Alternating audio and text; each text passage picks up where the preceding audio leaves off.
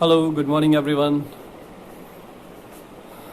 This is Vivek Tyagi welcoming you to the class of physics.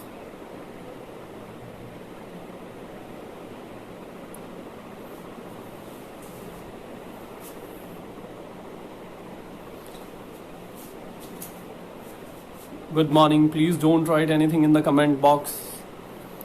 I welcome you all to this class.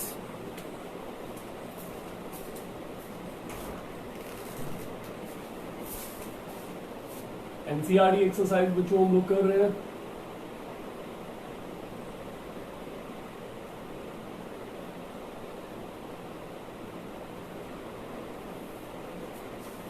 Third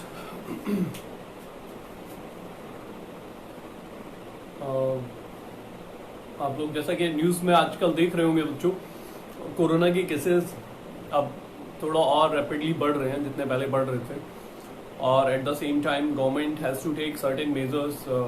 We have to open up a little bit so that the commercial activities can go on and people will be getting their bread and butter, and this is necessary also. आप सोचिए हम लोग अपने घर पे जो दाल का packet या ब्रेड या जैम ऐसी चीज़ें ला रहे हैं, ये कहीं ना कहीं तो पैक होती हैं बच्चों, तो गवर्नमेंट को कुछ खोलना भी पड़ेगा, कुछ बाउंडेशंस हटाने पड़ेंगे, वरना इन नेसेसरी चीज़ों की सप्लाई ही रुक जाएगी।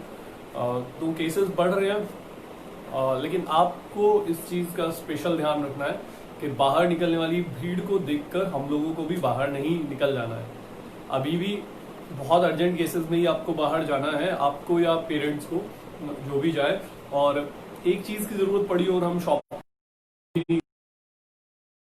2 दिन 3 दिन जितना हो सकता है, और जब 2-3 चीज़ एक साथ इकट्ठी हो जाए तब भी शॉप पर लेने के लिए जाइएगा। तो हुई नहीं है, ये हमारी लिमिटेशन है कि हमें कमर्शियल एक्टिविटी शुरू करनी पड़ रही है, गवर्नमेंट को शुरू करनी पड़ रही है, लेकिन प्रॉब्लम अभी भी वहीं की वहीं है, बल्कि शायद और ज़्यादा प्रोनाउंस इस समय हो गई है।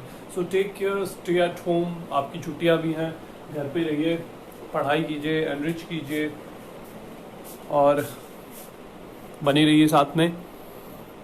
Okay, I hope the board is clear. Alright, तो ठीक है, हम बच्चों एक्सरसाइज का आप लोगों को कमेंट बॉक्स में कुछ नहीं लिखना है, और जैसा हम 2-3 दिन से कर रहे हैं, कमेंट बॉक्स में कुछ नहीं लिखना है, आपको गूगल फॉर्म भर देना है। 3.12 कल हमने शुरू किया था बच्चों, जब वीडियो डिस्कनेक्ट हो गया था। The ball is dropped from a height of 90 meter on a floor. Physics की प्रॉब्लम्स बच्चों, ज्यादातर जो प्रॉब्लम्स है वो बड़ी इंटरेस्टिंग तरीके से बनाई जाती हैं, और अगर आप उन्हें ध्यान से व्यू करेंगे तो आप पाएंगे कि प्रॉब्लम को सॉल्व करने के साथ साथ प्रॉब्लम को डिजाइन करना का जो तरीका है वो कितना अप्रिशिएबल और इंटरेस्टिंग होता है। Ball loses 1/10 of its speed, plot the speed time graph for t equal to 0 to t equal to 0 second to 12 second. देखिए ये केस है बच्चों, एक बॉल को 90 मीटर की हाइट से ड्रॉप कर दिया गया है, और फिर 0 से लेके 12 सेकेंड तक हमें उस बॉल का के लिए velocity versus time graph plot करना है। ऐसा आपने देखा भी है जब आप बॉल को गिराते हैं किसी हाइट से, हालांकि हम 90 मीटर हाइट से कभी नहीं गिरा पाते, गिरा भी सकते हैं, लेकिन 90 metre height, I hope you understand, ये जो हमारे घर की छत है इसकी हाइट लगभग 3.5 मीटर होती है, अगर ऊंची छत भी हम मान ले तो 4 मीटर। तो जो 90 मीटर है बच्चों, वो एक छत की हाइट यानी एक स्टोरी की हाइट 4 मीटर होती है। तो आप समझ सकते हैं ये 22-23 स्टोरी बिल्डिंग की छत से अगर हम गिराएंगे तो वो 90 मीटर होगा, और इतनी हाइट से गिराने पर तो एक्चुअली जो हमारा चैप्टर है motion in a straight line, ये भी बड़ा मुश्किल हो जाएगा कि अनलेस या तो बॉल बहुत हैवी हो तो स्ट्रेट लाइन पे चल पाएगी, वरना प्लास्टिक की या कॉस्को की बॉल जो हम क्रिकेट के लिए यूज करते हैं, आई होप यू अंडरस्टैंड, कि वो एयर से ही ड्रिफ्ट कर जाएगी दाएं बाएं, या थोड़ा सा भी अगर उससे रोटेशन हुआ तो भी वो सर्कुलर ट्रेजेक्टरी पे चली जाएगी। तो लेकिन वो चीज नहीं है, कोई क्रेजी बॉल जैसी बॉल होगी जो लगभग सीधे रास्ते पे जाएगी, या रबर की बहुत भारी बॉल है तो वो भी सीधे रास्ते पे जाएगी। फिर 90 मीटर से बच्चों बॉल को गिरा दिया गया, और उसके बाद फिर बॉल को ग्राउंड को हिट करके और बाउंस बैक होने दिया गया है। अब वो काफी देर तक बाउंस बैक करती रहेगी, टकराएगी, फिर थोड़ा कम उठेगी, फिर थोड़ा कम उठेगी, फिर थोड़ा कम उठेगी। हमें 0 से 12 सेकेंड पर ये प्लॉट करना है कि उसकी वेलोसिटी टाइम के साथ साथ कैसे चेंज होगी। देखिए जब हम इसे यहाँ से रिलीज करेंगे बच्चों, तो इनिशियल वेलोसिटी तो डेफिनेटली 0 रहने वाली है। अगर क्वेश्चन में नहीं दिया होता है तो मान के चलते हैं कि इनिशियल वेलोसिटी 0 है, क्योंकि बॉल को ड्रॉप किया गया है। अगर बॉल को थ्रो किया जाए, एक दूसरा केस हो सकता है जिसमें बॉल को थ्रो किया जाए, तब इनिशियल वेलोसिटी नॉन जीरो हो सकती है। हमने बॉल को 10 मीटर पर सेकेंड से नीचे फेंक दिया, बट वैसा भी क्वेश्चन बन सकता है, लेकिन यहाँ पे उसने बॉल को जस्ट रिलीज किया है, तो 0 इनिशियल वेलोसिटी से बॉल ने चलना शुरू किया। ये पॉइंट ए है और हमारा ग्राउंड पे पॉइंट बी है। तो हमें velocity versus time curve plot करना है बच्चों, तो हम एक टेबल बना लेते हैं जिसमें हम टाइम और वेलोसिटीज की वैल्यूज लिखते चले जाएंगे, जो हमें कर्व प्लॉट करने में हेल्प करेंगी। तो ये हमने टाइम लिखा और यहाँ पे हमने लिखा वेलोसिटी। इसे हमने मान लिया कि t इक्वल टू 0 है जब उसे रिलीज किया, तो ये 0 हो गया। टाइम हमेशा सेकेंड में रखेंगे और वेलोसिटी हमारी मीटर पर सेकेंड में रहेगी। वेलोसिटी भी तब 0 ही थी। देयर आफ्टर फिर बॉल को हमने गिरने दिया, वो बी पे आके ग्राउंड को टकराई। तो हम ये देखना चाह रहे हैं कि जब वो बी पे ग्राउंड को टकराई उस समय टाइम कितना था और उस समय स्पीड कितनी थी, तभी हम कर्व को आगे प्लॉट कर पाएंगे। तो देखते हैं ए टू बी जर्नी के लिए बच्चों। ओके, ए बी मोशन में हमारे पास क्या क्या गिवन है। हमारे पास v नॉट है जो 0 है, हमारे पास एक्सेलरेशन है जो एक्सेलरेशन ड्यू टू ग्रेविटी है बच्चों। अगर हम इसे 10 मीटर पर सेकेंड स्क्वायर ले लें, और जितनी डिस्टेंस वो फॉल किया वो भी हमें गिवन है। जैसे हम generally y minus y naught से, या हम इसे एस भी कह सकते हैं, इससे रिप्रेजेंट करते हैं, और यह है 90 मीटर। ओके, सो कितनी वेलोसिटी से वो टकराएगा, यहाँ वाली वेलोसिटी। थर्ड इक्वेशन हम अप्लाई कर लेते हैं, तो हमें वेलोसिटी पता चल जाएगी using v square minus v naught square equal to 2as। I have to find v square, so v square equal to 2as plus v naught square। v naught square तो 0 ही था, v naught square was 0, so v square is 2a is 10 I have taken and s is 90, so it is square root of 1800। ये हमने कल भी किया था, video disconnect हो गया था। This is 10 root 18। 16 का स्क्वायर रूट 4 होता है, तो 18 का स्क्वायर रूट इससे थोड़ा ज्यादा है, 4.2 है। ये 4.2 और 10 ये बन गया बच्चों 42 मीटर पर सेकेंड। तो यहाँ पे स्पीड है 42 मीटर पर सेकेंड टकराते समय। तो ठीक है, वो एक्सपेक्ट भी कर रहे थे हम, जैसे जैसे नीचे आएगी स्पीड लगातार बढ़ेगी। हमें ये भी निकालना पड़ेगा कि इंस्टेंट कौन सा है जब वो टकराई, क्योंकि हमें time versus speed curve plot करना है। तो इंस्टेंट निकाल लेते हैं। अब हमारे पास ए बी जर्नी की इनिशियल वेलोसिटी भी है बच्चों, एक्सेलरेशन भी है, और ए बी जर्नी की हमारे पास फाइनल वेलोसिटी भी है। तो for time what we do, हम टाइम को कैलकुलेट कर लेंगे t equal to v minus v naught upon a से। फर्स्ट इक्वेशन ऑफ मोशन है ये, ऐसे भी इसे लिख सकते हैं। तो v is 42 metre per second, v not तो 0 था और a है 10, तो ये हुआ 4.2 सेकेंड। तो इसका मतलब 4.2 सेकेंड पे ऑब्जेक्ट ग्राउंड को टकरा रहा है, बॉल टकरा रही है, उसकी स्पीड इतनी है। तो ठीक है, ये भी हमने टेबल में लिख लिया 4.2 सेकेंड।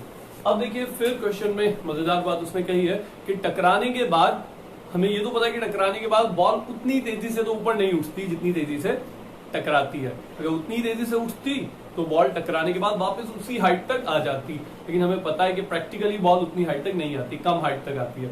इसका मतलब टकराते समय कुछ एनर्जी का लॉस हो जाता है, जो आपने 9th में पढ़ा है, वो साउंड की फॉर्म में या हीट की फॉर्म में एनर्जी का लॉस हो जाता है। तो बॉल थोड़ी कम वेलोसिटी से बाउंस बैक करेगी। क्वेश्चन में उसने ये बता दिया है बच्चों कि हर बार टकराने पे वो अपनी 10% वेलोसिटी को लूज कर देती है, या 1/10 वेलोसिटी लूज कर देती है।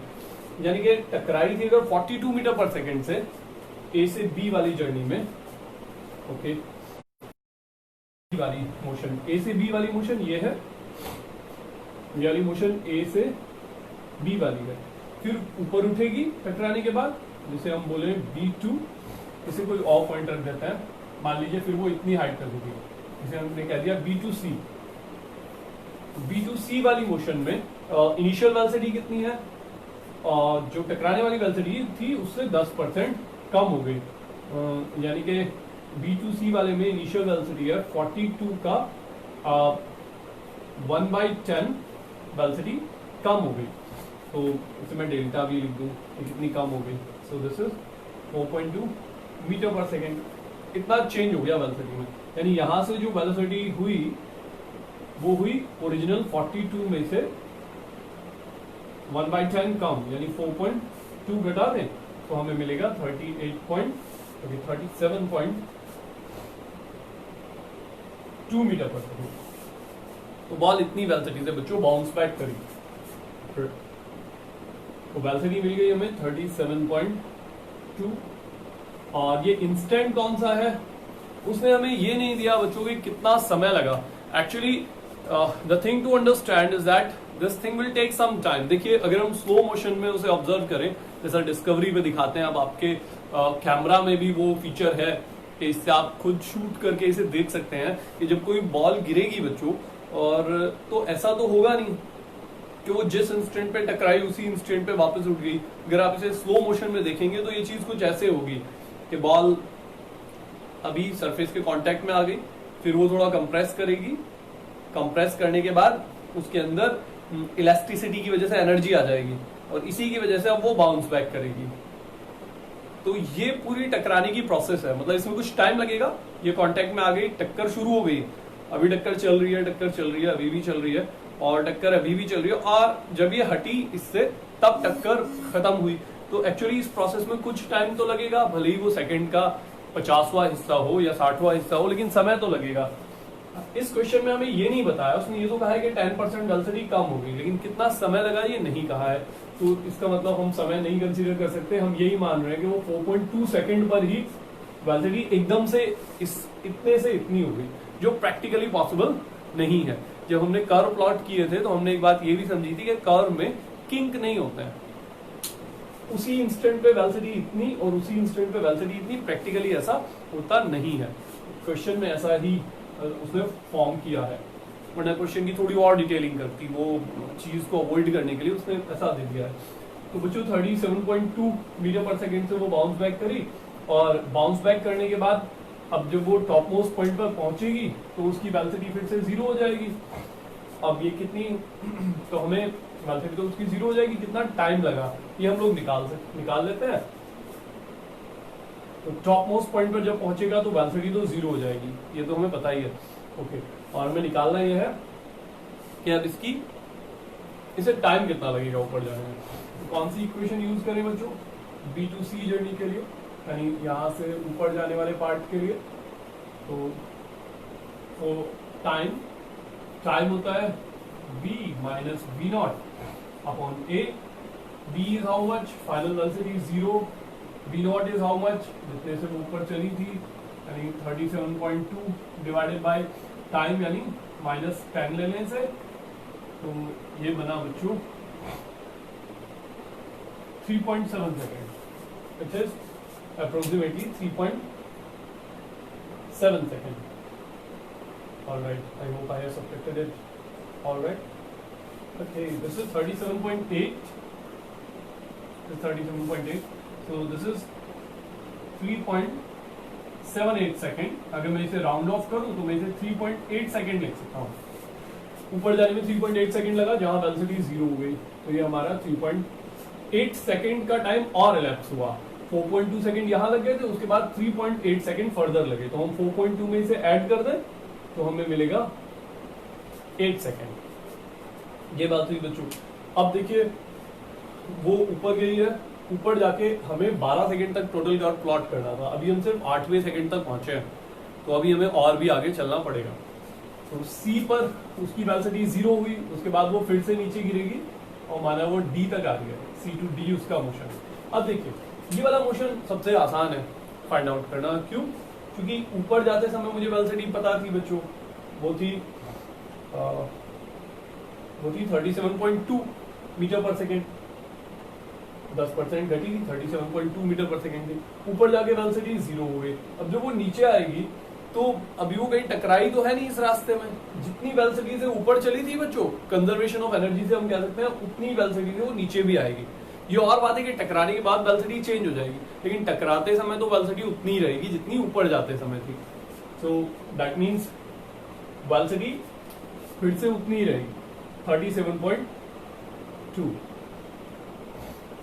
कौन से वाले पार्ट में? सी से डी वाले पार्ट में। ओके, और समय कितना लगेगा? फिर अगेन जितना समय ऊपर जाने में लगा, जो हमने अभी पिछले पार्ट में कैलकुलेट किया, उतना ही समय नीचे आने में भी लगेगा। यानी इसमें हम 3.8 सेकेंड और ऐड कर दें तो ये बन गया 11.8 second.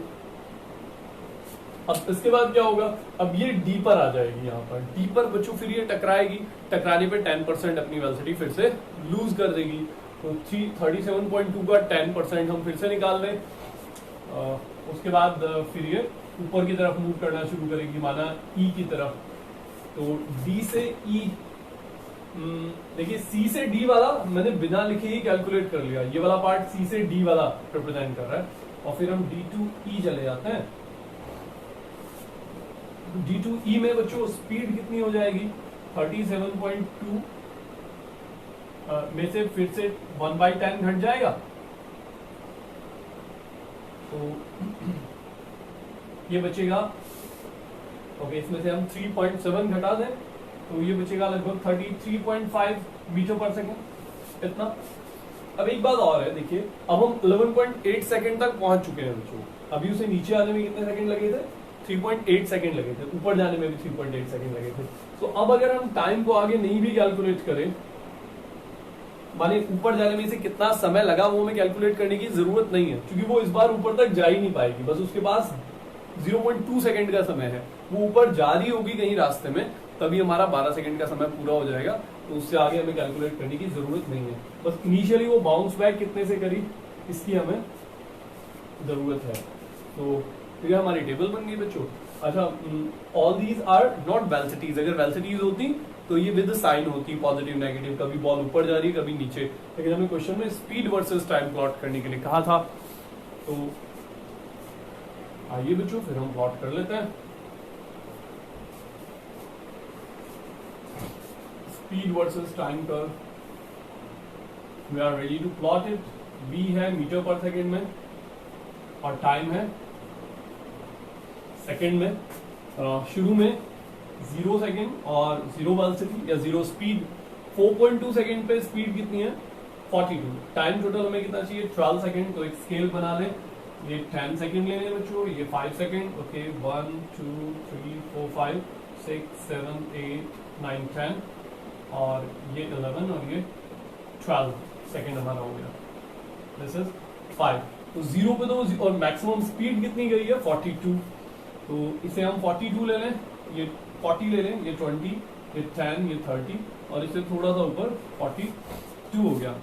This is 10, this is 20, this is 40। तो देखिए 0 पर वो 0 पे ही था, 4.2 पे वो 42 पे है। 4.2 कहाँ आएगा बच्चों? ये 5 है तो 4.2 करीब यहाँ होगा। तो 4.2 पर वो 42 पर है, यानी मैक्सिमम जो स्पीड है वो तो यही थी, यहाँ है। तो ये वाली जो हमारी मोशन है बच्चों 0 से 4.2 सेकेंड, ये वो मोशन है जबकि बॉल मेरी नीचे गिर रही थी।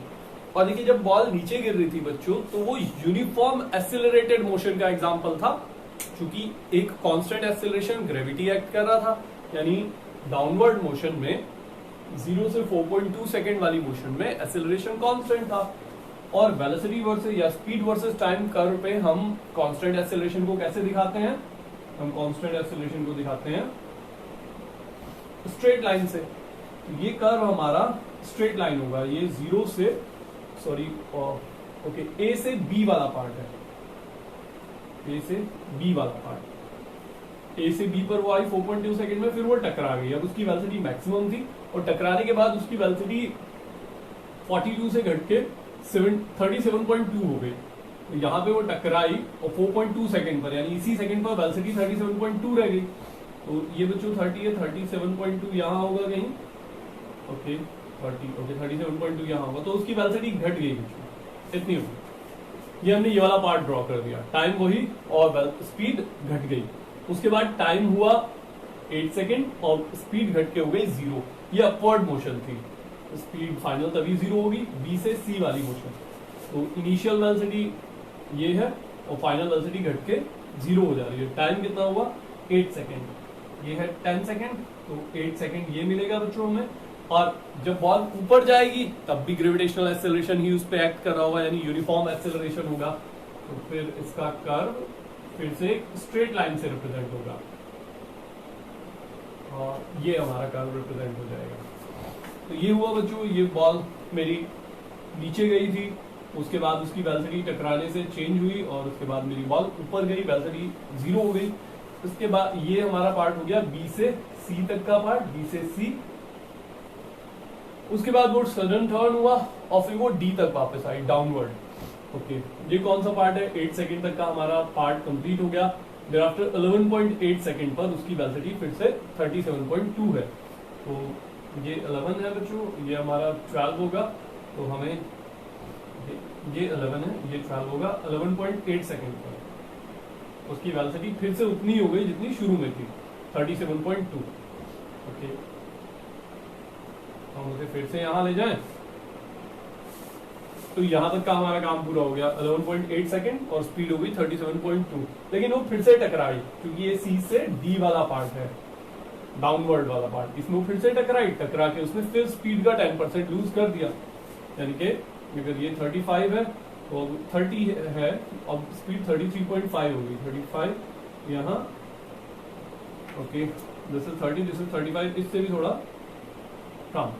तो अब उसकी स्पीड फिर से काफी सारी एकदम से घट गई, 10% घट गई। एंड देयर आफ्टर बॉल जो है okay 30, okay, I have taken this to be 30, तो 35 यहाँ होगा और 37.2 है, तो स्पीड कुछ इतनी घटेगी स्केल के अकॉर्डिंग। ये 11.8 सेकेंड तक की बात खत्म हो गई बच्चों। इस समय बॉल कहाँ है, टॉप डाउनवर्ड पॉइंट पे है। अब यहाँ से स्पीड हमने उसकी कम कर दी, स्पीड कम करने के बाद फिर वो ऊपर की तरफ चलना शुरू कर देगी यूनिफॉर्म एक्सेलरेशन से, यानी फिर से स्ट्रेट लाइन। तो मैं इसे एक्सक्यूज मी, फिर मैं इसे ऐसे आगे बढ़ा दूं बच्चों, और आगे मुझे और ले जाने की जरूरत नहीं है क्योंकि मेरे 12 सेकेंड यहीं पर पूरे हो जाएंगे। तो कर्व ऐसा आएगा जो रिप्रेजेंट कर रहा है कि वेलोसिटी में ये कॉलिजन है, ये पहला कॉलिजन और ये दूसरा कॉलिजन, जिसमें वेलोसिटी एकाएक घट के कम हो जाती है। You should definitely plot such curves बच्चों, and it will improve your understanding and you'll start to enjoy these things, physics। बस न्यूमेरिकल सॉल्व करने वाली बात नहीं है, लेकिन ये सब इंटरेस्टिंग चीजें हैं, इन कर्व को इंटरप्रेट करना, it is interesting.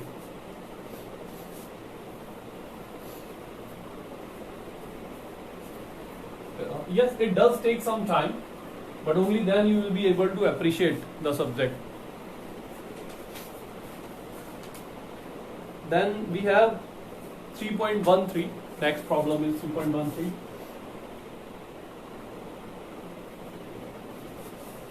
Explain clearly with examples the distinction between magnitude of displacement and total path length covered by a particle।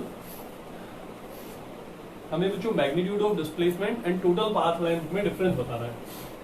तो ठीक है, चलिए, हमारी मोशन इन स्ट्रेट लाइन है ही, हमने ये ओरिजिन कंसीडर कर लिया और ये मान लिया कि कोई ऑब्जेक्ट पॉइंट ए से पॉइंट बी पर गया और फिर वो सी पर गया और वापस वो ए पर आ गया। इनकी पोजीशंस क्या है, ये हमारा 0 मार्क है, ये मान लीजिए 1 मीटर मार्क, ये 2 मीटर मार्क, ये 3 मीटर मार्क। और मोशन है बच्चों ये वाली, मोशन है ABCA मोशन है, ये मीटर मार्क्स हैं। तो हमें बताना है बच्चों मैग्नीट्यूड ऑफ डिस्प्लेसमेंट और पाथ लेंथ में फर्क। तो ये बड़ा आसान बात है, हम लोग कर चुके हैं पहले भी ऐसे एग्जांपल। मैग्नीट्यूड ऑफ डिस्प्लेसमेंट तो समझ लें एक बार फिर से, वर्ड से कंफर्टेबल हो जाए। डिस्प्लेसमेंट क्या है बच्चों, ABCA जर्नी है। ओके, कुछ चेंज कर दें, ABCB कर देते हैं, चलिए इसे ABCB, वापस वो B तक आया, तो B की पोजीशन है 2 मीटर। डिस्प्लेसमेंट हमें पता है होता है final position minus original position, तो final position is 2 metre minus initial position is A, so minus 1 metre, so we are left with 1 metre. ये मैग्नीट्यूड ऑफ डिस्प्लेसमेंट है। अब आप कह सकते हैं कि सर इसमें मैग्नीट्यूड लिखने की क्या जरूरत है, ये तो सिर्फ डिस्प्लेसमेंट है, तो यस यू आर करेक्ट, ये magnitude of displacement and displacement are the same. But अगर बच्चों ये नेगेटिव आ जाता, मान लीजिए 3 मीटर होता, तो ये माइनस साइन होता, तब हम मैग्नीट्यूड लिखते समय साइन को इग्नोर कर देते। यानी कि मैग्नीट्यूड का मतलब होता है किसी भी वेक्टर क्वांटिटी जैसे डिस्प्लेसमेंट, वेलोसिटी या एक्सेलरेशन, जब हम उसके मैग्नीट्यूड की बात करते हैं तो हम उसकी डायरेक्शन कंसीडर नहीं करते, और माइनस साइन डायरेक्शन के बारे में ही बताता है, तो हम उसे छोड़ देंगे। तो ये मैग्नीट्यूड ऑफ डिस्प्लेसमेंट हो गया बच्चों। इसी एग्जांपल में अगर पाथ लेंथ पूछा जाए तो पाथ लेंथ कितनी हो जाएगी, ABCD, तो ABC यानी A से C पर गया, कितना चला टोटल, 1 मीटर से 3 मीटर, 2 मीटर, और फिर वापस आया यहाँ पे तो 1 मीटर और, तो ये हो जाएगा 3 metre. That means magnitude of displacement and path length are can be different, they can be different. इस एग्जांपल में ये दोनों अलग अलग हैं, तो हम ये ना माने कि डिस्प्लेसमेंट का मैग्नीट्यूड निकालते ही हमें पाथ लेंथ मिल जाती है। एक्चुअली ऐसा नहीं है। अगर बॉडी एक ही डायरेक्शन में मूव करती, मान लीजिए बस ABC तक जाती, तब डिस्प्लेसमेंट होता 3 - 1 और तब पाथ लेंथ भी होता 3 - 1, तब वो बराबर होते। बाकी इन जनरल वो बराबर नहीं होते, बल्कि पाथ लेंथ जो है मैग्नीट्यूड ऑफ डिस्प्लेसमेंट से जनरली बड़ा होता है, और अगर ऑब्जेक्ट एक ही डायरेक्शन में लगातार मूव करे, वापस ना आए, तो दोनों बराबर भी हो सकते हैं। दूसरे पार्ट में उसने कहा बच्चों magnitude of average velocity over interval of time and average speed. Same thing is with magnitude of average velocity. सोचिए कि अगर मान लीजिए उसे इस पूरी जर्नी में 2 सेकंड का समय लगता, तो एवरेज वेलोसिटी कितनी हो जाती बच्चों, मान लीजिए इस पूरी जर्नी में उसे 2 सेकंड का समय लगता, तो एवरेज वेलोसिटी होती total displacement upon time, so 0.5 metre per second, ये होती हमारी एवरेज वेलोसिटी। लेकिन एवरेज स्पीड कितनी होती, वो होती 3 metre by 2 second, that means 1.5 metre per second. So again magnitude of average velocity is different and magnitude of average speed is, sorry magnitude नहीं, इसे हम बोले सिर्फ एवरेज स्पीड इज डिफरेंट। तो again in general average speed जो होती है वो एवरेज वेलोसिटी के मैग्नीट्यूड से बड़ी होती है, लेकिन अगर मोशन एक ही डायरेक्शन में होती रहे तो दोनों बराबर भी हो सकते हैं।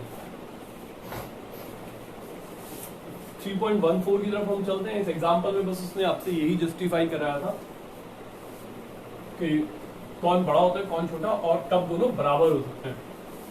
तो जनरली पाथ लेंथ बड़ा होता है और एवरेज स्पीड बड़ी होती है अपने कोरस्पॉन्डिंग क्वांटिटी, लेकिन एक ही डायरेक्शन में अगर मोशन हो तो दोनों बराबर भी हो सकते हैं।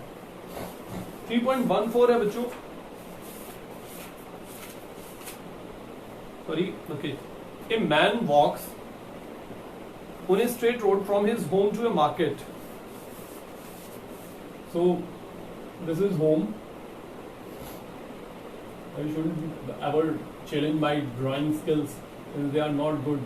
तो होम से वो मार्केट में जा रहा है बच्चों, और अगेन उसने घर ऐसी जगह बनाया कि हमारे चैप्टर के हिसाब से उसने घर बनाया है, यानी स्ट्रेट लाइन में ही घर है, या कहिए हमारे चैप्टर के हिसाब से हमने कोई ऐसा घर ढूंढ लिया है जहाँ होम और मार्केट बिल्कुल स्ट्रेट लाइन पे लोकेटेड हो।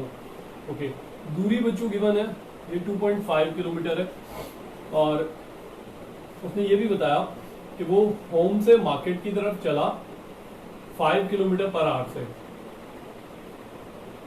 जब मैं आपको लिखता हूं बच्चों 5 किलोमीटर पर आवर से चला, तो क्या आप गैस कर सकते हैं कि वो साइकिल से जा रहा है या पैदल जा रहा है या बाइक से जा रहा है? ऑब्वियसली यू कैन गैस कि वो ऑफ कोर्स वो साइकिल से भी जा सकता है अगर वो स्लो साइकिलिंग की प्रैक्टिस कर रहा हो, but 5 kilometre per hour is a very small speed. जब हम वॉक करते हैं तो भी हम 5 किलोमीटर पर आवर से तो कम से कम वॉक करते ही हैं, यानी हम 1 घंटे में 5 किलोमीटर तो तब भी चले जाते हैं। तो 5 kilometre per hour is walking speed. हमने वो समझा था कि हैवी व्हीकल, बस और ट्रक्स जो होते हैं वो लगभग 40 किलोमीटर पर आवर से मूव करते हैं। सो this is 5 kilometre per our, ये नॉर्मल चलने की स्पीड है। तो वो होम से बच्चों मार्केट की तरफ गया, मार्केट बंद था और वो मार्केट में पहुंचते ही बिल्कुल नहीं रुका, किसी से उसने बातचीत की नहीं, और वैसे भी अभी तो मार्केट ही नहीं जाना चाहिए था, लेकिन बातचीत तो बिल्कुल ही नहीं करनी चाहिए। और वो पलटा और 7.5 किलोमीटर पर आवर से वो वापस आ गया घर। अब उसने आपसे ये पूछा है बच्चों कि इस केस में हमें average magnitude of average velocity, okay, average velocity का मैग्नीट्यूड बताना है, यानी साइन छोड़ देना है, और एवरेज स्पीड बतानी है, ओके। और उसने ये भी बताया बच्चों कि कौन कौन से टाइम इंटरवल में बतानी है। उसने कहा है कि आपको ये सारी चीजें 0 to 30 मिनट बतानी है, 0 to 30 मिनट, 0 to 40 मिनट में आपको इसी के बारे में बताना है।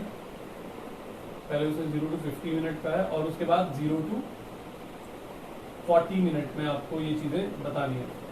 देखिए, I hope the question is clear. घर से वो चला 2.5 किलोमीटर की दूरी पर, 5 किलोमीटर पर आवर से, मार्केट क्लोज था, मार्केट की तरफ गया था, तुरंत पलटा और 7.5 किलोमीटर पर आवर से वो वापस चल दिया। और आपको ये बताना है कि इस पूरी मोशन के ड्यूरिंग 0 to 30 मिनट उसकी एवरेज वेलोसिटी कितनी हुई और एवरेज स्पीड कितनी हुई। तो 0 to 30 मिनट उसने क्यों पूछा है, देखिए हमें इस बात का जरा सा ध्यान से देखने पे ये आइडिया हो जाता है कि 2.5 किलोमीटर डिस्टेंस है और उसकी स्पीड है 5 किलोमीटर पर आवर। तो उसे जाने में टाइम जो जितना लगेगा, यहाँ से यहाँ जाने में उसे जो टाइम लगेगा बच्चों, वो टाइम होगा होम टू मार्केट वाला time. Home to market time कितना लगेगा बच्चों, टाइम होता है डिस्टेंस अपॉन स्पीड, यानी 2.5 अपॉन 5 डिस्टेंस अपॉन स्पीड। तो ये आएगा 1/2, और चूंकि टाइम की यूनिट आर में थी तो ये 1/2 आर आएगा, यानी 30 मिनट। तो उसने आपसे ये नहीं कहा कि जाने वाली एवरेज स्पीड बताइए, उसने आपको ये खुद जज करना पड़ेगा कि 0 to 30 मिनट है मतलब, तो वो जाने वाली स्पीड ही पूछ रहा है, क्योंकि जाने में ही हाफ आवर या 30 मिनट लगे थे। तो जाने वाली स्पीड, हमें जाने वाली एवरेज वेलोसिटी और स्पीड निकालनी है, निकाल लेते हैं। एवरेज वेलोसिटी होती है total displacement upon okay upon time. तो डिस्प्लेसमेंट कितना है बच्चों, 2.5 किलोमीटर, और इसमें टाइम कितना लगा वो हमारे क्वेश्चन में गिवन ही है 30 मिनट। 30 मिनट को मैं 0.5 आवर लिख सकता हूं, तो ये हो जाएगा 5 किलोमीटर पर आवर। अगर वो क्वेश्चन मुझसे बच्चों यही पूछ लेता कि home to market average velocity का मैग्नीट्यूड कितना है, तो फिर कोई क्वेश्चन ही नहीं बनता, फिर तो सीधी बात थी 5 किलोमीटर पर आवर से जा रहा है, उतनी वेलोसिटी है। लेकिन उसने मुझे टाइम की टर्म में पूछा, तो पहले मुझे जज करना पड़ेगा 30 मिनट पे वो यहाँ पहुंचा है, और अगर यहाँ पहुंचा है तो अब मैं एवरेज वेलोसिटी निकालूंगा total displacement upon total time से। 5 किलोमीटर पर आवर आती है। एवरेज स्पीड क्या होती है, ये होती है टोटल डिस्टेंस। अब क्योंकि वो स्ट्रेट लाइन में एक ही तरफ मूव किया है, तो जितना डिस्प्लेसमेंट था उतनी ही स्पीड भी है, उतनी ही डिस्टेंस भी है। एवरेज स्पीड होती है distance upon time. So distance is 2.5 और time is again 0.5 आवर, तो 5 किलोमीटर पर आवर हो गया। ये पिछले वाले हमारे क्वेश्चन का एक्सटेंशन है कि जब कोई चीज एक ही डायरेक्शन में लगातार मूव करती रहती है तो फिर डिस्प्लेसमेंट और डिस्टेंस ये दोनों मैग्नीट्यूड वाइज बराबर होते हैं। सिमिलरली वेलोसिटी और स्पीड ये दोनों बराबर होते हैं। ओके, तो ये पहला पार्ट आंसर्ड। सेकेंड पार्ट में बच्चों उसने कहा कि 0 to 50 मिनट अब हमें निकालना है, यही दोनों क्वांटिटी। अब देखिए 0 to 30 मिनट तो वो यहाँ पहुंच गया, लेकिन उसे मार्केट में कुछ मिला नहीं, तो देखिए उसने अपनी वेलोसिटी वापस आने में बढ़ा दी। गया था 5 किलोमीटर पर आवर से और वापस आया 7.5 किलोमीटर पर आवर से।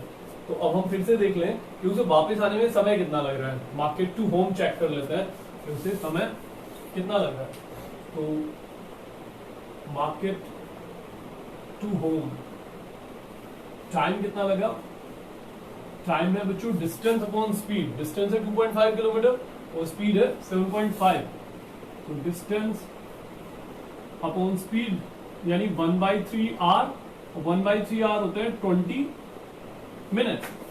यानी दूसरे वाले पार्ट में भी उसने जाने और आने दोनों मोशन को एक साथ कंसीडर कर लिया है कि वापस आने में 20 मिनट लग रहे हैं, जाने में कितने मिनट लगे थे, हाफ आवर या 30 मिनट लगे थे, तो जाने में 30 मिनट, वापस आने में 20 मिनट और टोटल समय हो गया हमारा 50 मिनट। तो दूसरे पार्ट में उसने इस टोटल जर्नी की एवरेज वेलोसिटी का मैग्नीट्यूड पूछा है और हमसे एवरेज स्पीड पूछी है।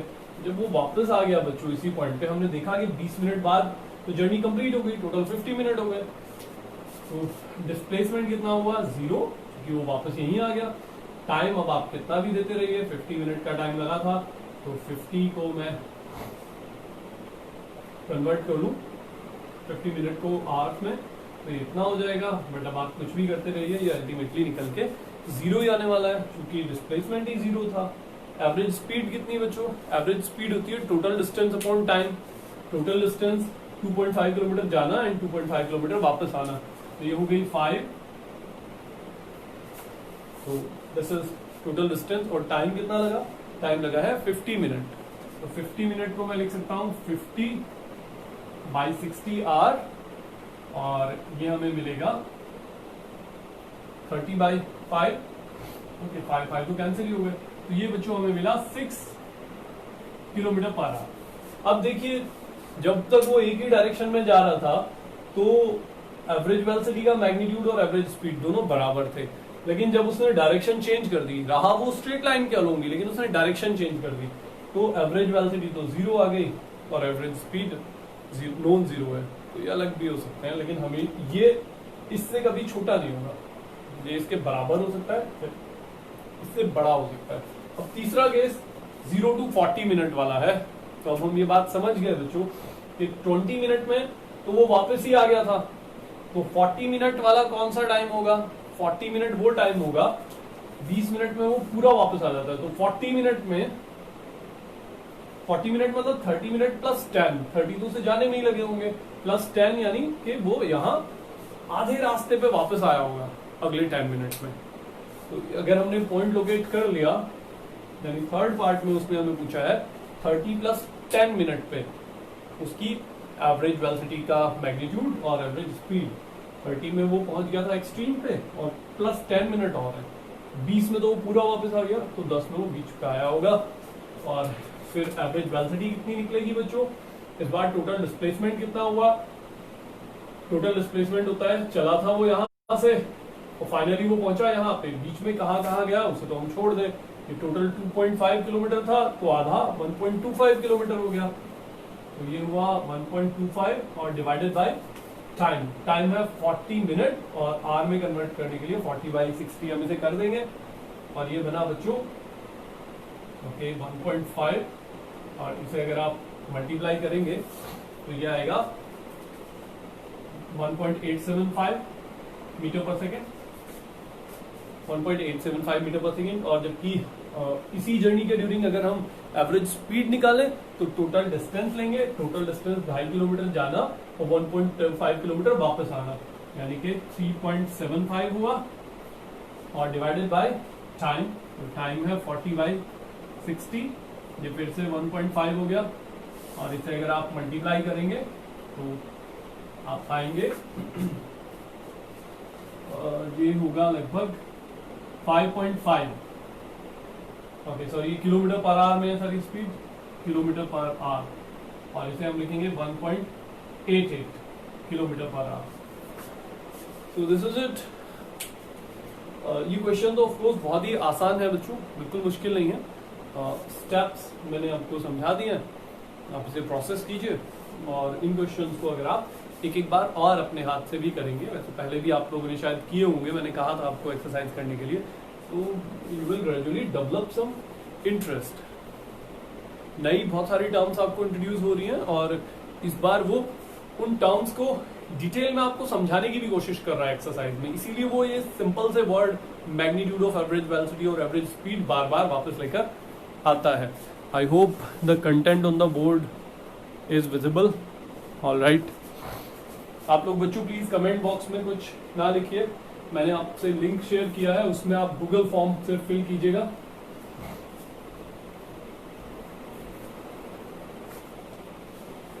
If you are watching, then do fill that Google form.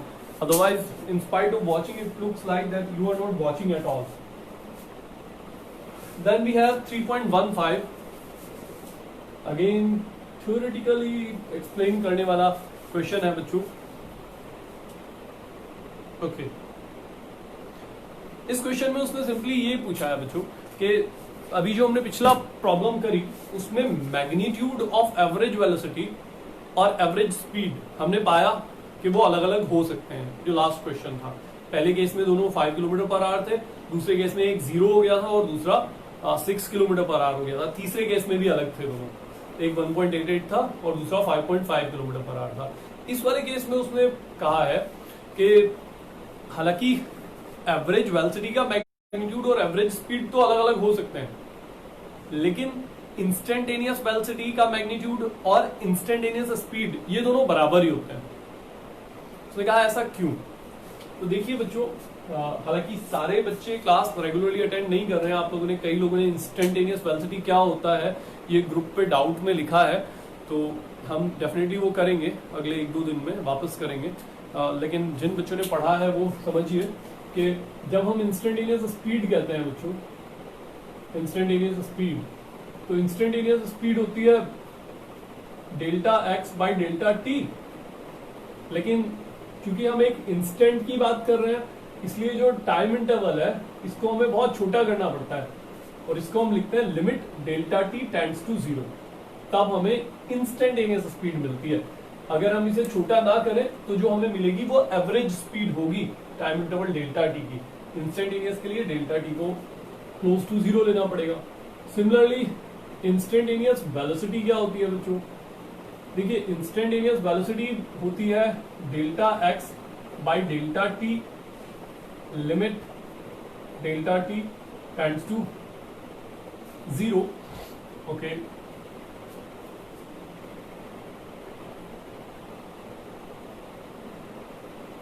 if I can have the liberty of writing it as delta x vector, जब मैंने यहाँ पे डेल्टा एक्स इसे वेक्टर लिख दिया बच्चों एक्चुअली, तो डेल्टा एक्स वेक्टर का मतलब है कि ये डेल्टा एक्स वेक्टर क्वांटिटी है। वेक्टर क्वांटिटी मतलब डिस्प्लेसमेंट, जबकि यहाँ पे जो डेल्टा एक्स था इंस्टेंटेनियस स्पीड निकालते समय, क्या ये डिस्प्लेसमेंट था?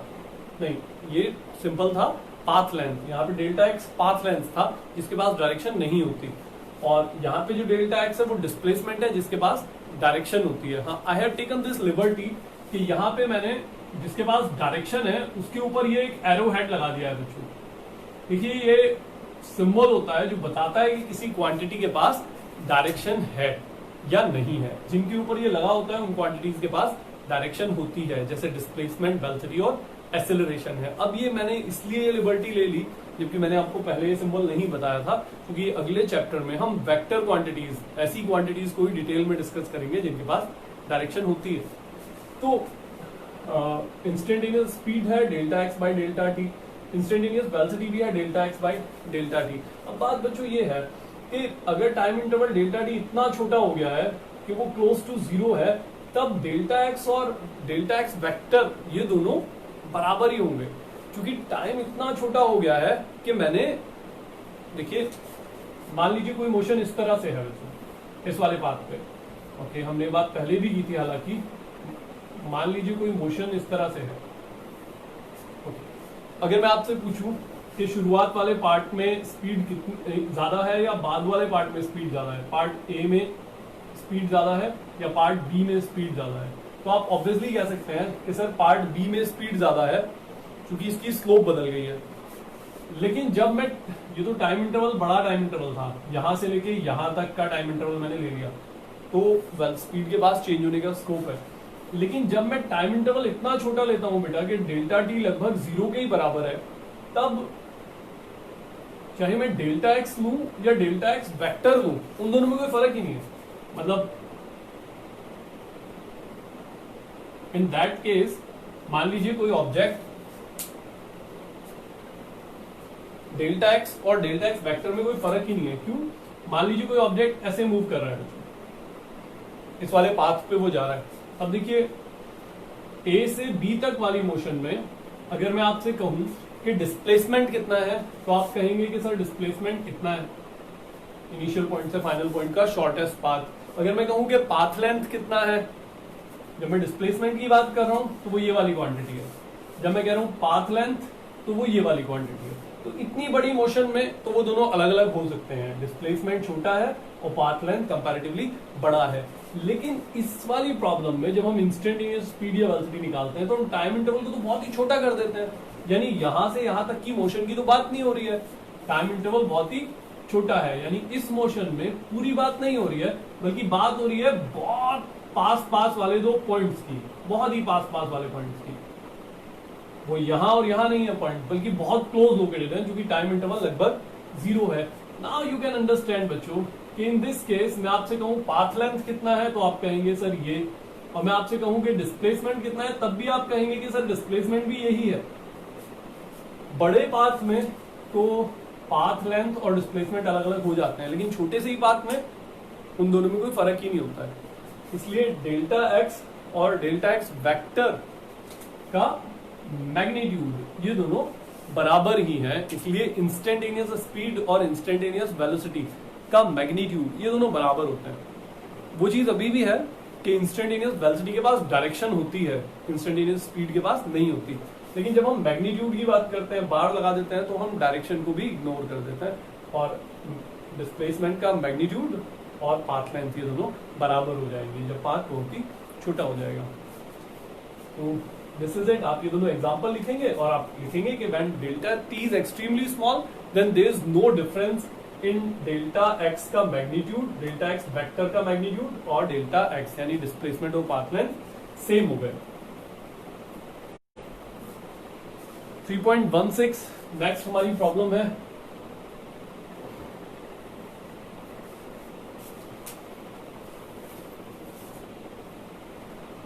बड़ी इंटरेस्टिंग प्रॉब्लम है, मैं आपको होमवर्क में पहले भी दे चुका हूं बच्चों, ये आई होप कि आपने सॉल्व की होगी।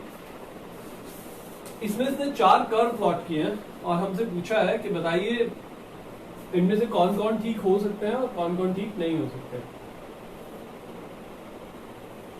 पहले मैं एक्सेस ड्रॉ कर लूं और फिर फ्री हैंड से मैं एक बार ये सारे कर्व भी प्लॉट कर दूंगा। ओके, पहला कर्व ऐसा है, ये है बच्चों x versus T curve. Second curve is velocity versus time. उसने ये भी कहा है कि ये 1 डायमेंशनल मोशन के केसेस है सब।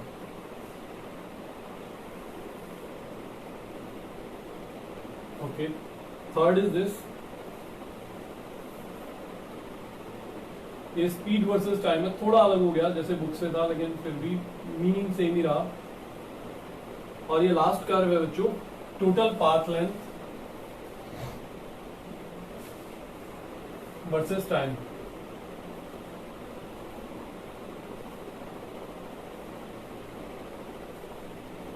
यह है path length versus time curve. कौन कौन संभव है और कौन कौन नहीं, तो पहले क्वांटिटीज ध्यान से देख लीजिए जिनके बीच में कर्व्स प्लॉट किए गए हैं। पहला है बच्चों एक्सटी, एक्सटी मतलब पोजीशन वर्सेस टाइम। ये कर्व गलत है। आई होप कुछ लोगों को आइडिया आ गया होगा कि क्यों गलत है। ये इसलिए गलत है कि एक ही इंस्टेंट पे दो पोजीशन है, इसी इंस्टेंट पे पार्टिकल की पोजीशन ये भी है और इसी इंस्टेंट पे पार्टिकल की एक दूसरी पोजीशन भी है, विच इज नॉट पॉसिबल। एक इंस्टेंट पे पार्टिकल दो जगह नहीं हो सकता, और ये कर्व एक ही इंस्टेंट पे पार्टिकल को 2 मीटर पे भी बताता है और 5 मीटर पे भी बताता है, जो पॉसिबल नहीं है। This curve is not possible, this curve is wrong. In the second curve it is velocity versus time curve. The same problem is with this curve also. यहाँ पे वो बताता है बच्चों के एक ही इंस्टेंट पे पार्टिकल की 2 वेलोसिटीज हैं। इस इंस्टेंट पे पार्टिकल की इतनी पॉजिटिव वेलोसिटी भी है और इसी इंस्टेंट पे पार्टिकल की इतनी नेगेटिव वेलोसिटी भी है। ये तो पॉसिबल नहीं है। एक ही इंस्टेंट पे पार्टिकल की पॉजिटिव और नेगेटिव दोनों वेलोसिटीज कैसे हो सकती हैं?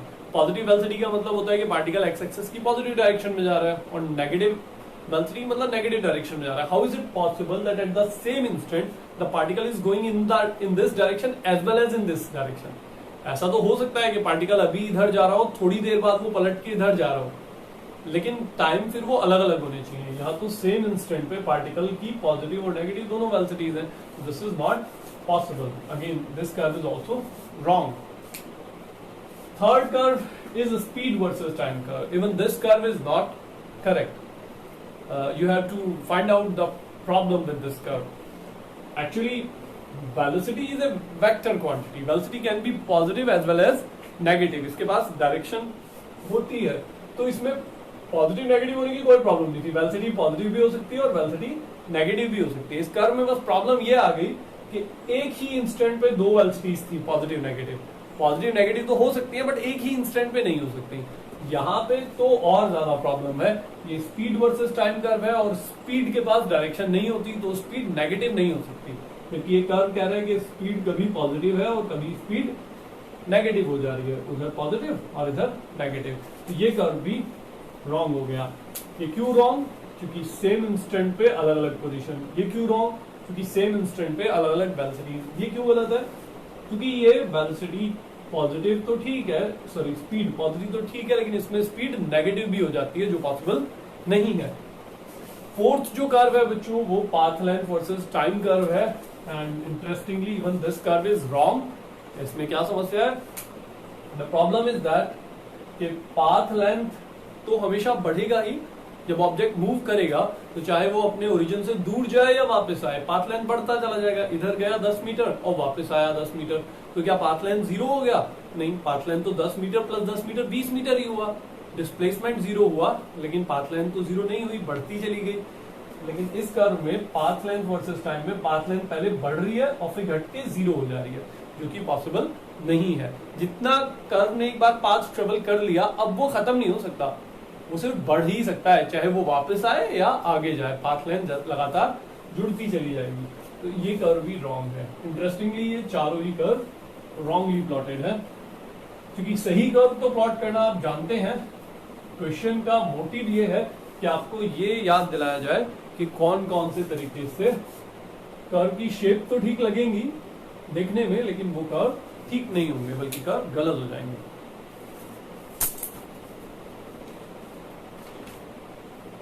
ओके, 3.17 भी बच्चों कर्व बेस्ड प्रॉब्लम है। बहुत ही अच्छी एनसीईआरटी एक्सरसाइज है बच्चों आपके इस चैप्टर की। आप ध्यान से अगर इस सारी को कर लेंगे तो आपको कर्व रिलेटेड बहुत अच्छी नॉलेज हो जाएगी। ये है position versus time curve.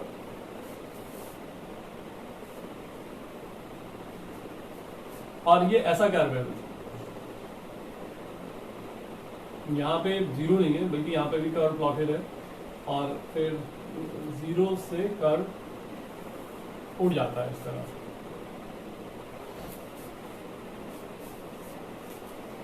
Okay, पहली चीज इसमें ये पूछी है बच्चों कि क्या इस कर्व को देख के हम ये कह सकते हैं कि ये टाइम जीरो है, ये टाइम जीरो है, कि टाइम जीरो से पहले जो मेरा ऑब्जेक्ट था वो स्ट्रेट लाइन में मूव कर रहा था, और जीरो के बाद वाले टाइम पे वो एक कर्व्ड पाथ पे मूव कर रहा है। उस कर्व्ड पाथ का नाम बुक में पैराबोलिक पाथ लिखा है, लेकिन वो वर्ड मैं अभी इसलिए अवॉइड कर रहा हूँ क्योंकि पैराबोलिक पाथ को अभी हमने थ्योरेटिकली नहीं समझा है, वो हम समझेंगे जब हम कर्व प्लॉट करना सीखेंगे।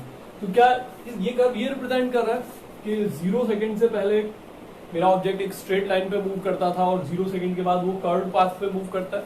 सो the answer is definitely no. Position time curve की शेप हमें पाथ की ट्रेजेक्टरी के बारे में नहीं बताती है। देखिए ये यू अंडरस्टैंड दिस पॉइंट, ये पोजीशन टाइम कर्व है, ये बता रहा है मुझे कि एक ऐसा कर्व है जिसकी स्लोप लगातार बढ़ रही है। तो स्लोप बढ़ने का मतलब सिर्फ ये हुआ, पोजीशन टाइम कर्व में स्लोप क्या बताती है? वेलोसिटी। तो स्लोप का बढ़ना मुझे बता रहा है कि वेलोसिटी बढ़ रही है। ये कहीं नहीं बता रहा कि मेरा पार्टिकल जो है वो कर्व्ड पाथ पे चला गया। वेलोसिटी तो ऐसे बढ़ सकती है, ये जीरो थी, 10 metre 20 metre 30 metre per second, इस तरह से भी वेलोसिटी बढ़ सकती है। तो कर्व की शेप हमें ट्रेजेक्टरी के बारे में नहीं बताती है। कभी भी हम ये समझने की गलती ना करें कि ये स्ट्रेट लाइन आ रहा है तो मतलब स्ट्रेट लाइन पाथ है, और ये कर्व्ड आ रहा है तो इसका मतलब कर्व्ड पाथ पे ऑब्जेक्ट मूव कर रहा है। ये हमें ट्रेजेक्टरी के बारे में इंफॉर्मेशन नहीं देता। फिर उसने बच्चों ये कर्व पहली चीज कि देता है क्या ट्रेजेक्टरी के बारे में इंफॉर्मेशन, तो answer is no. Second thing कि फिर ये किस मोशन को रिप्रेजेंट कर सकता है, ये कर्व किस मोशन को रिप्रेजेंट कर सकता है। I have just told you since the slope is increasing that means velocity is increasing. Initially the velocity was 0, क्योंकि देखिए पोजीशन चेंज ही नहीं हो रही थी टाइम के साथ, तो वेलोसिटी 0 थी। उसके बाद वेलोसिटी लगातार बढ़ रही है। ओके, ये कौन सा एग्जांपल हो सकता है, जब किसी चीज को मैं फ्रीली फॉल कराता हूँ तो इनिशियली उसकी वेलोसिटी 0 होती है, वो रेस्ट में ही रखा होता है, और फिर जब t इक्वल टू 0 पर मैं उसे छोड़ता हूँ तो उसकी वेलोसिटी लगातार बढ़ती चली जाती है। वेलोसिटी बढ़ना मतलब कि स्लोप बढ़ना इसका, तो उसकी वेलोसिटी लगातार बढ़ती चली जाती है। एक चीज हमें इसमें ऐड करनी पड़ेगी बच्चों, वो क्या कि जहां से मैंने रिलीज किया है हमें ये मानना पड़ेगा, जनरली हम डाउनवर्ड वेलोसिटीज को नेगेटिव मानते हैं और अपवर्ड वेलोसिटीज को पॉजिटिव मानते हैं। इसमें जब मैं उसे डाउनवर्ड रिलीज कर रहा हूं तो मुझे मेरी वेलोसिटी नेगेटिव नहीं है बल्कि वेलोसिटी पॉजिटिव है। आप देखिए पोजीशन लगातार बढ़ रही है, तो ये फ्री फॉल का एग्जांपल हो सकता है, लेकिन हाँ इसमें कोऑर्डिनेट एक्सिस को हमने पलट दिया है, डाउनवर्ड डायरेक्शन को हमने पॉजिटिव ले लिया है, इसीलिए एक्स लगातार बढ़ रहा है पॉजिटिव डायरेक्शन में। तो ये 3.17 है, इसका एग्जांपल है। ये किसका कर्व हो सकता है, ये कर्व हो सकता है फ्री फॉल का, और हम ये भी लिख सकते हैं इसमें कि downward direction is taken as positive. तो जनरली नेगेटिव होती है, लेकिन हाँ हम उसे पॉजिटिव ले सकते हैं, हमने पहले भी एक क्वेश्चन में इसे ऐसा किया था। So now 3.18 is a numerical problem, वो करते हैं बच्चों।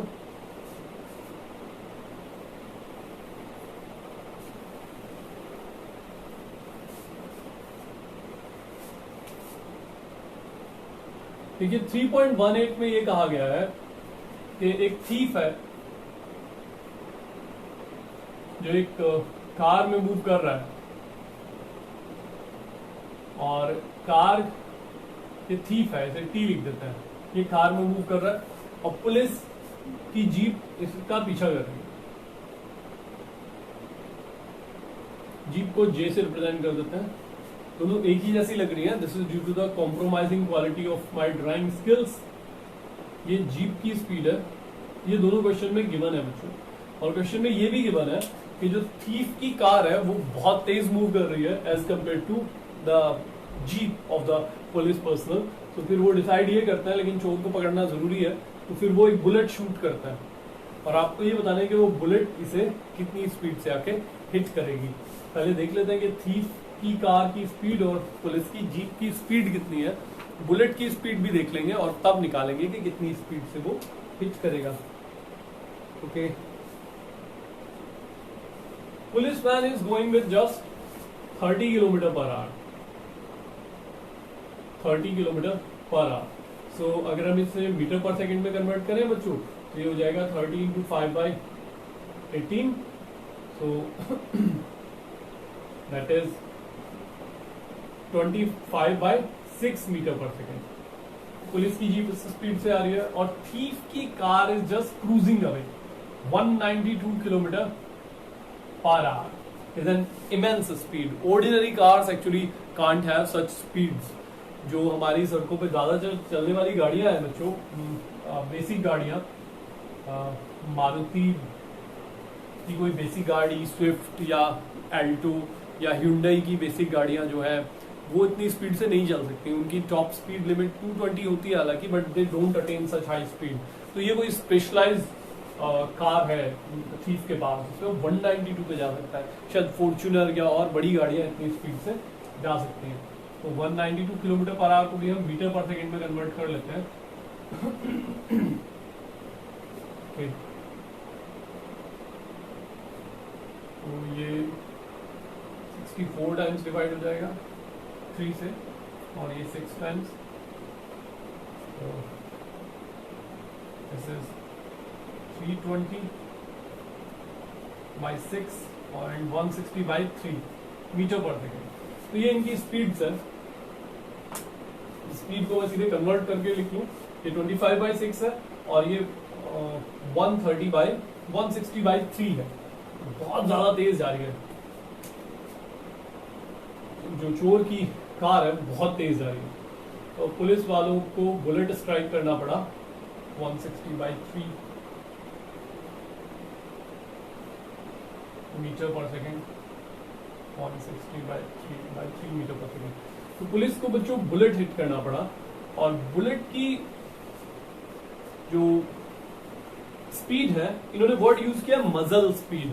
तो मजल स्पीड का मतलब होता है रिलेटिव टू ग्राउंड। इन्होंने बुलेट को हिट किया बच्चों, यहां से बुलेट, मान लीजिए बुलेट है, और बुलेट की स्पीड गिवन है v बुलेट, और मजल स्पीड का मतलब होता है v bullet relative to ground, and it is given to be 150 metre per second. ये तो बहुत ही ज्यादा है, ये चोर की गाड़ी की स्पीड से भी बहुत ज्यादा है, तभी पुलिस ने इसे शूट किया। आपको बता देंगे कितनी स्पीड से इसे जाके हिट करेगा। अब देखिए बच्चों, इसमें एक समझने वाली बात यह है कि जो पुलिस की गाड़ी जा रही थी उसमें जो गन मैन बैठा था, या जो पुलिस ऑफिसर बैठा था, जिसके पास गन थी और उसी के अंदर बुलेट भी था। तो जब पुलिस की गाड़ी चल रही थी तो बुलेट ऑलरेडी इतनी स्पीड से तो चल ही रहा था शूट करने से पहले भी, क्योंकि बुलेट भी तो गाड़ी में ही था, तो वो इतनी स्पीड से तो पहले ही मूव कर रहा था। फिर उसकी जब हमने शूट किया तो इतनी स्पीड उसके पास पहले से ही थी, और उसने फिर फर्दर इतनी स्पीड और अटेन कर ली, यानी कि बुलेट की जो टोटल स्पीड हो जाएगी वो दिस प्लस दिस हो जाएगी। आई होप यू अंडरस्टैंड। देखिए ऐसा ही है कि अगर मैं आपने देखा है क्रिकेटर्स को, अगर उन्हें बॉल को थ्रो करना होता है, या जेवलिन थ्रोअर या हैमर थ्रोअर जो बॉल को थ्रो करता है, तो वो खड़े खड़े उसे थ्रो नहीं करता, बल्कि वो क्या करता है, जैसे हैमर थ्रोअर जो होते हैं वो पहले राउंड घूमते हैं, और घूम के वो हैमर को बहुत सारी इनिशियल वेलोसिटी दे देते हैं।